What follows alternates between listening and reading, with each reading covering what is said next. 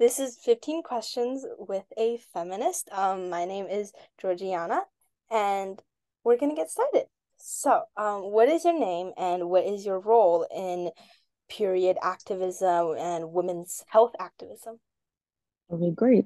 Um, Hi, folks. My name is Kirsten Gillette Pierce, or like just Gillette, and my pronouns are she, they. And my role, as far as I guess uh, working in working against, I would say, period poverty, as well as really in the larger reproductive and like birth justice movement.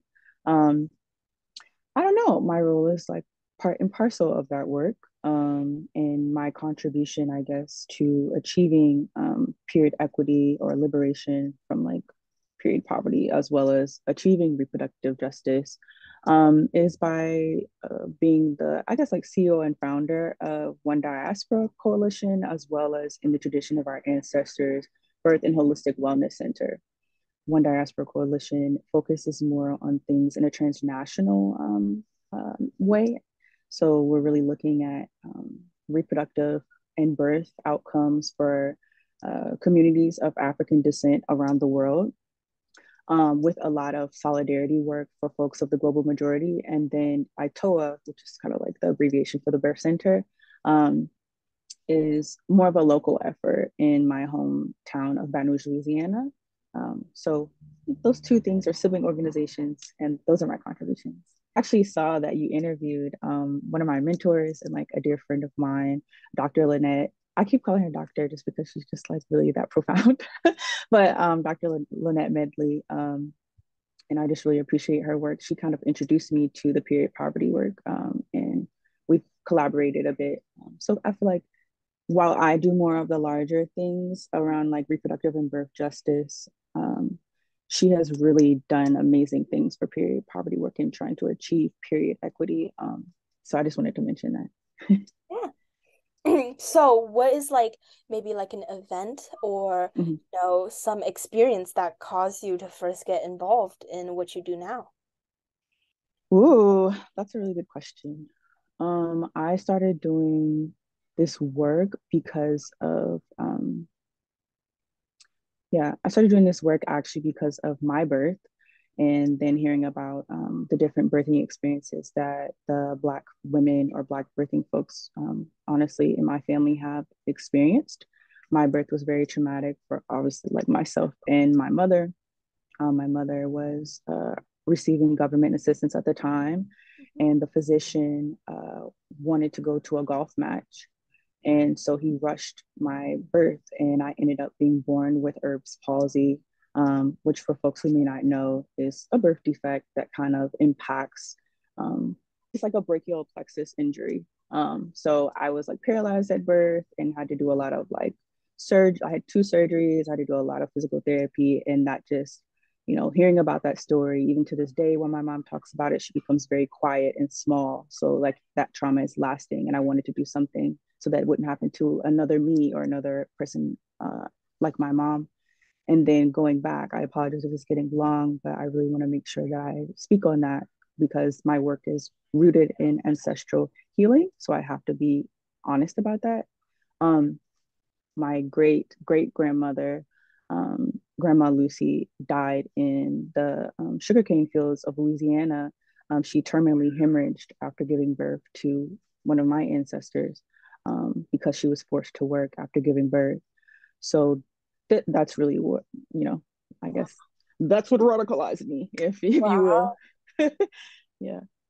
That's a really meaningful experience. So, what's the biggest challenge that you have faced so far doing what you do in this, like women's reproductive activism community? Okay, for sure.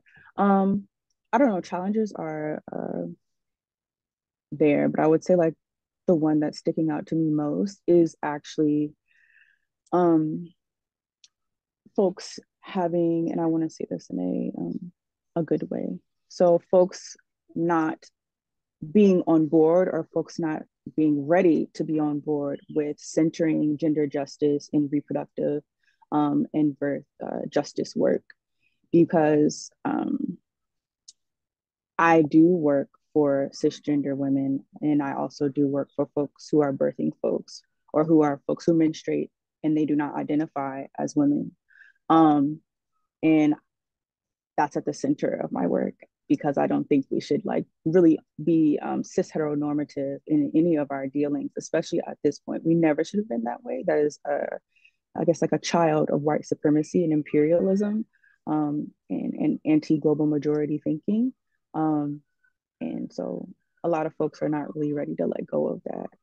I definitely go into, and this is not against you, but I definitely like go into spaces where folks automatically assume because I like am an inspiring OB-GYN or because I do this reproductive health work that I'm only working with women. And actually like the majority of my work and the majority of my research is centered on trans, masculine, and gender diverse folks.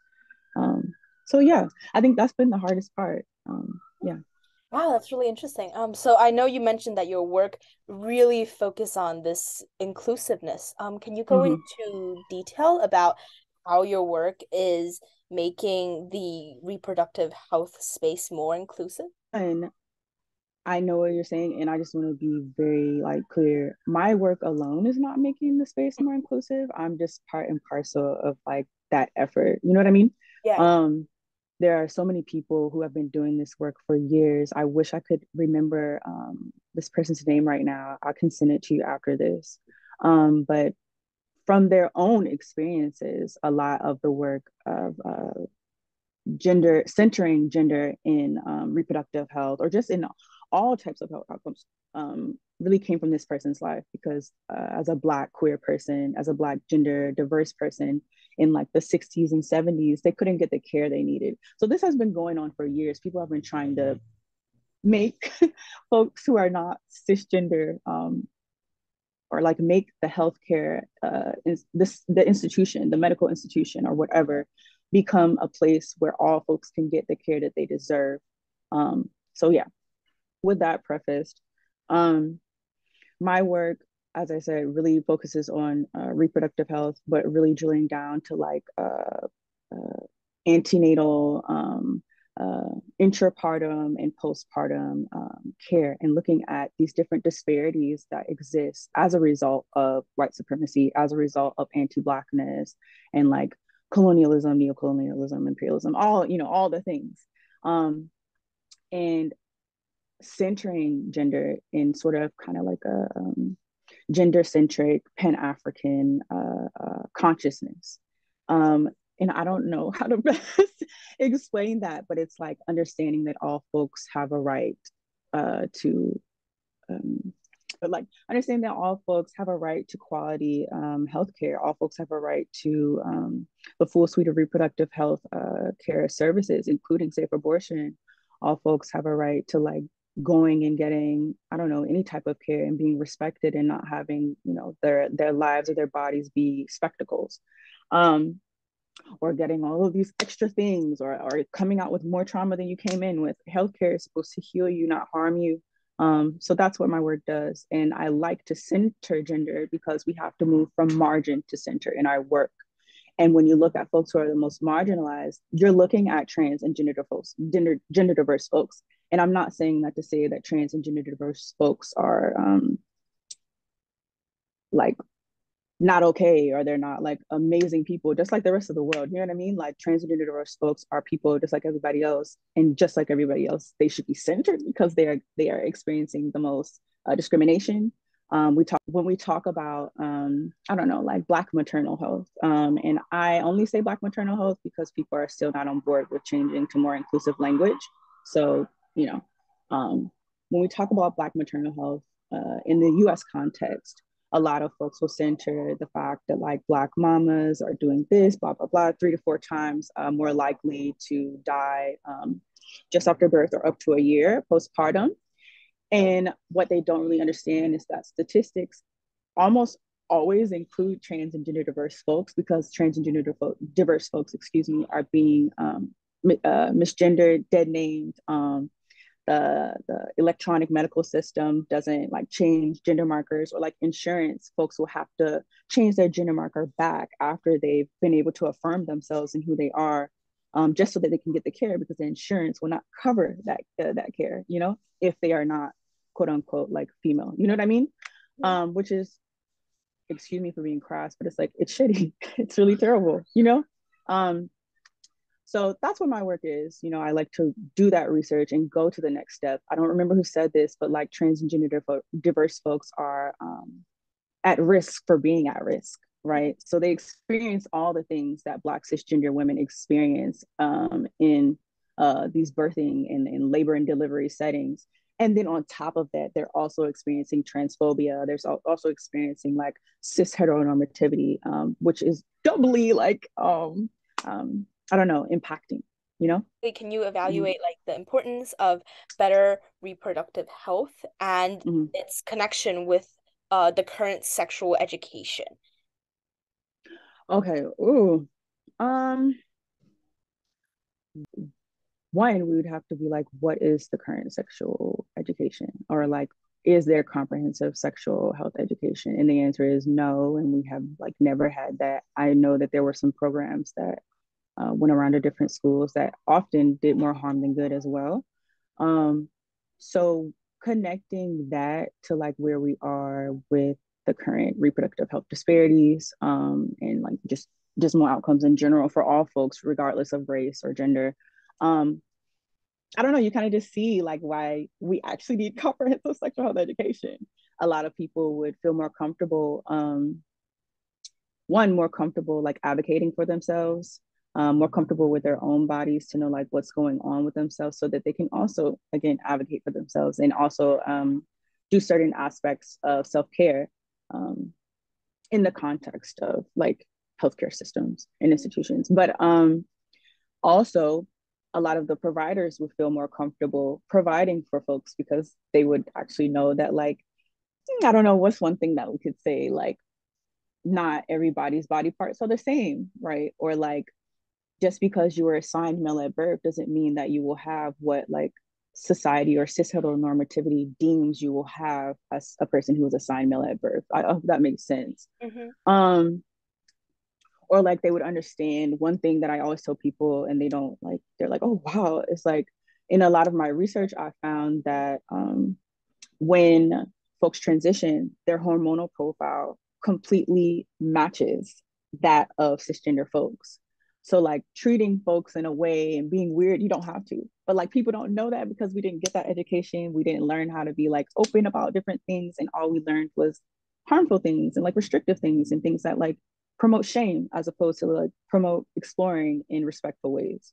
Mm-hmm. Then on top of that, I know we wanted to focus on comprehensive sexual health education, but I think it's also really important, being that I do more work outside of like period equity work. Let's talk about like medical education and how folks like, okay, doctors in the US and Canada, they maybe get 2 hours of training on queer folks in general, not even talking about the subpopulation of trans and gender diverse folks, just 2 hours out of their entire medical training to learn about how to take care of queer folks, which is just like not okay. Nursing schools, maybe 2 hours, I think 2 to 4. My statistics are a little off, but like they, even that, like you should have way more hours. And they don't have that. So then when trans and queer folks are coming to get care, they have to now teach the doctors how to take care of them, you know, which is not okay. Um, so yeah, I just wanted to bring that to the surface because people are not getting trained on how to take care of the people that they actually have to take care of. Okay, so how would you say, like, how is social justice in this field an intersectional effort, from the different communities? Mm-hmm. Well, social justice is a component of reproductive justice. So I don't, that's part and parcel, just like, I don't know, just like gender justice. All those things are wrapped into reproductive justice. So super grateful to the 12 women of African descent who created reproductive justice at that entire framework in the summer of 1994, because we would not know the things that we need to know about how everything impacts your reproductive life if it were not for those 12 Black women, or sorry, 12 women of African descent. But as far as intersectionality and folks in the global majority working together, well, when you're trying to work against white supremacy, capitalism, imperialism, um, it's just that like folks of the global majority have to band together because white supremacy is such an interesting machine that consistently reshapes itself and remolds itself. And if we were not to put our heads together, we would miss a lot of things. Like a prime example would be me in the United States, understanding that I work in the United States, and then working with folks who are in, like, say, Uganda. I work a lot, or have in the past worked a lot with no white saviors. And there's a lot of tools and tactics of white supremacy and divide and conquer that were used in Uganda during colonialism and now during neocolonialism that are not used here. And there's a lot of tools of white supremacy that are being used here and have been used here that are not. And if we did not conversate, I guess, and we did not get together and collaborate and try to understand how to defeat a global system, we wouldn't know, because those tactics are now, I think during, what is this? During, I guess, the larger Black Lives Matter protests, we had folks in Palestine telling us how to fight against, like, tear gas, or how to, like, do, like, riot kits and stuff like that, because they've already experienced it. Those tactics were already used there to, like, staunch out um, fights for liberation from oppression. So we were able. So I think that's a prime example of how we help one another, because we know what we know, and sharing that knowledge makes it a lot easier, because there's only so many things that people can employ, or people, as in, like, white supremacists, can employ, you know? Yeah. So what is something you think young people should know about, identity, self-identity? Mm-hmm. I don't know what that means, because I'm I don't know, I'm like 29 now, and I still don't know who I am. Like, I'm still learning every day. So I guess that would be the thing. Like, be ever curious, like, be super curious about who you are. Don't, like, you don't have to, I feel like right now, especially in the United States, as I can't really speak to any other context confidently, we live in a we live in binaries. Like, everything is supposed to be black and white. And that's what white supremacy and capitalism does. It pushes you to box yourself in, which is unfortunate, because we're such expansive people. There's so many different things that we can do, and so many different ways we can show up. That's why gender is a spectrum. Racial identity is not as, black and white as folks try to make it. I don't know. So, like, be curious and be willing to explore and learn, and don't just take your information from TikTok, or don't just take your information from the news sources on TV. Like, really explore and sit with the things that are out there. That's how you'll figure out who you are. Mm-hmm. And sometimes it's just figuring out who you're not, you know? Yes, of course. So now we're kind of switching more Mm-hmm. to like the period poverty side. So how do you Mm-hmm. think cycles of poverty oppress people who bleed? And to an extent, how can we help people escape that? I'm sure Dr. Lynette talked about that, like how when I lived in Philadelphia, folks who don't have access to running water, or, like, folks who just literally don't have the money to be able to go out and buy pads, or just other, like, menstrual or, like, hygiene products that they need. Um, Folks can't go to laundry or laundromats to wash their underwear, because there's, like, rules against that. So I don't know, it disadvantages folks, and then, oh my god, these folks, it disadvantages folks, and then outside of the U.S. context, um, folks don't go to school, and even here they do that, and I think that's something that we don't pay attention to a lot. A lot of folks want to point that work to other nations, but we have folks right here who don't have running water. We have folks right here who don't have, they have dirt floors, etc. We have folks right here who are suffering and living in abject poverty. And so they're missing school because they're bleeding. They're missing school because they have a heavy flow, or, like, PCOS, and, like, they didn't know that their cycle was going to come on. So they have to go home because they're embarrassed. And there's no, like, education around that. Again, back to the need for comprehensive sexual health education. There's no education around, like, why folks bleed, and, like, how to comport yourself when you see someone bleeding, or, like, you know what I mean? And taking away that shame. Um, so Well, I know you're very active on your own social media. mhm, So what role can you mhm. see technology slash social media playing in reproductive justice? I mean, it's already doing what it's supposed to do. And there are also, I don't know, technology is a tool that can be for good or harm, but there are a lot of folks who, like Caden Coleman, a Black transgender man who, Papa Seahorse, right, who is out here educating folks on his own experiences, and teaching folks about, like, um, testosterone use and the different myths around that, and, like, teaching folks about what respectful care looks like for trans masculine folks.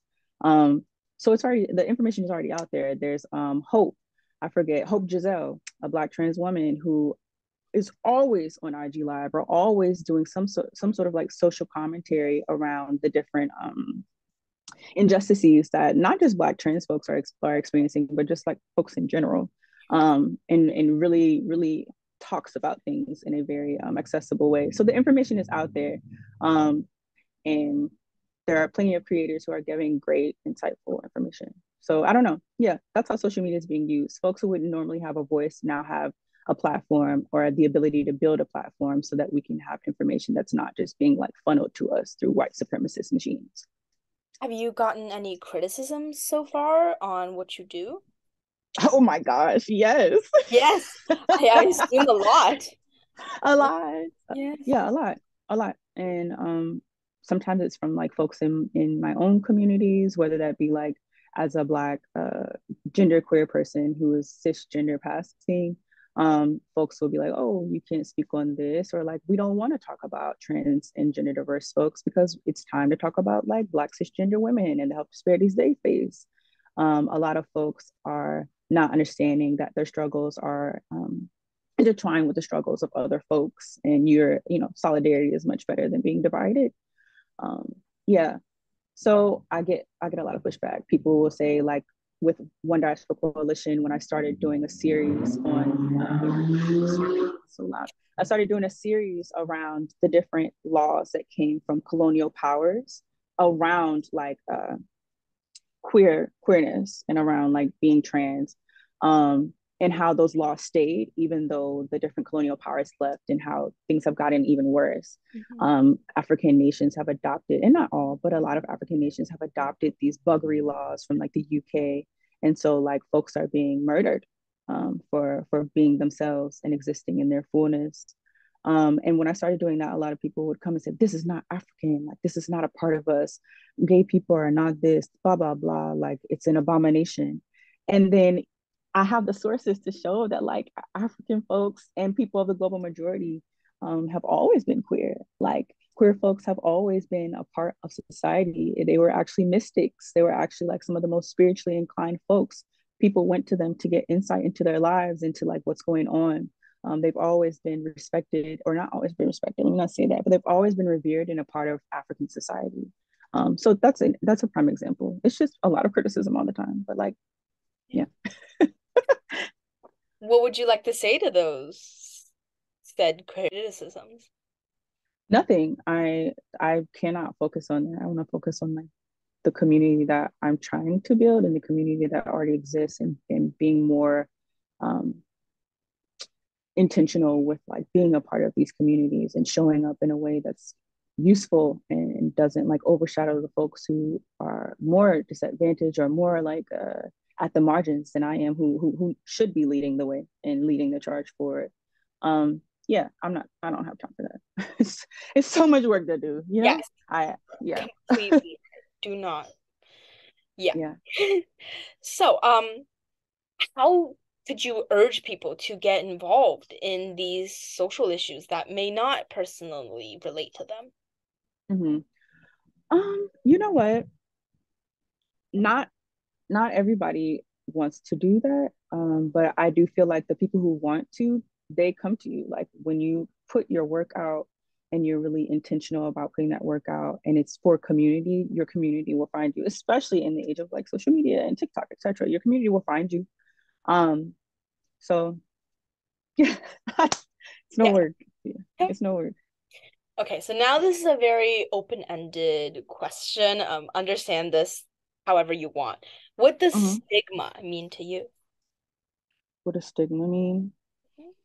Stigma means shame. Stigma means like implicit biases that we all hold, but a lot of people, but more so people acting on that. It means less access to the care that you deserve because you are, you identify one way or you exist one way, and it's not like socially accepted. I don't know. Stigma is like stigma is stigma is the bane of like my existence, because we would not be living. I wouldn't be having to do this taxing work otherwise. Mhm. This work takes a lot from the folks that do it. People are experiencing immense burnout. I don't know. I'm working on a study right now for environmental racism it's a global study, and the amount of burnout that folks are experiencing from just fighting for access to like clean water and like trying to have, I don't know, a healthy life, which is literally just having access to basic necessities, Mhm. um, is unreal. So yeah, I don't know. So I know you talked a lot about your past projects and your present projects. So would you like to go more in depth about what you plan on doing in the future?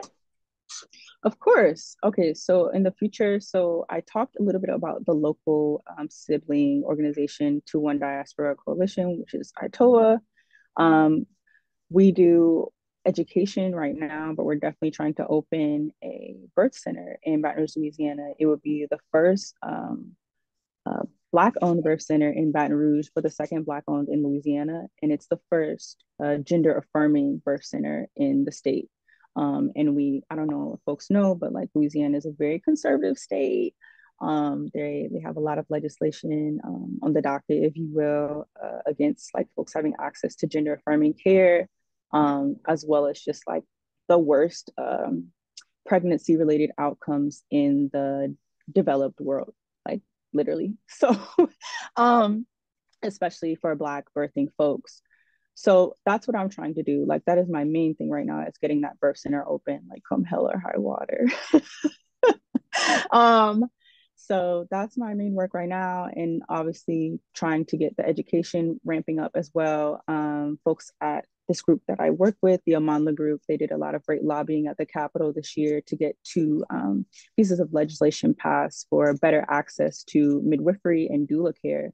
So building upon that, again, like back to that, like working and collaborating with folks, building upon that work so that Black birthing folks, as well as folks in the general Baton Rouge area, will be able to know that you can get access to this care and you don't have to continue going to disrespectful providers if that's your experience, and you can have care that's in your community from the folks who look like you, who know you, who speak like you, and know the herbal remedies that bringing birthing back to the community as it originally was before it was medicalized. So that's my main work. Oh, that's amazing. Very excited. Thanks. So, as we're approaching the end, this is our last question. So, Mm-hmm. what are your words of wisdom? I don't really have any words of wisdom. I guess what I can say is everybody has a part in this work, even if you don't feel like you do. And your part could be just learning and not making folks teach you, but like going and seeking out the knowledge yourself.